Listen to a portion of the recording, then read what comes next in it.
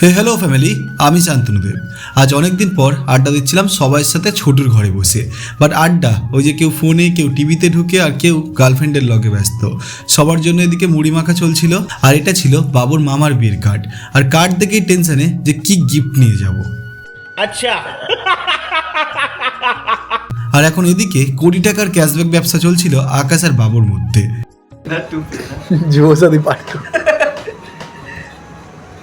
Navy সাথী ছেলে কিসে কাজ করে? নেভিতে। পুলিশটা ছিল না, ছেলেগুলো টাকা দিলে কি করছে তুই দেখতে পাচ্ছিস না?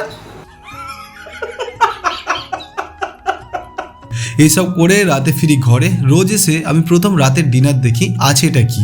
আজকেরটা না ঠিক জমেনি, তাই ওই পেঁয়াজ, টমেটো, লঙ্কা, একটা ডিম নিয়ে লেগে যাই ভাতের সাথে ডিম ভাজা খেতে। রান্না ওই যে হ্যাঁ পারি তো, এই বলে নিজেকে কনফিডেন্স দেওয়া। ডিমটা ভেজে ভাত নিয়ে বসে পড়ি। মায়ের রান্না যখন ট্রাই করেছিলাম অতটাও খারাপ লাগেনি, তবে খাওয়া শেষ করে মনে পড়লো পুরো কষ্টটাই বেকার।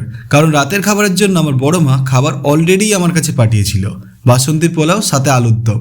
খেয়ে আর করা যাবে, ভরা পেটে খাবারগুলো ফ্রিজে দিয়ে ঘুমিয়ে পড়ি।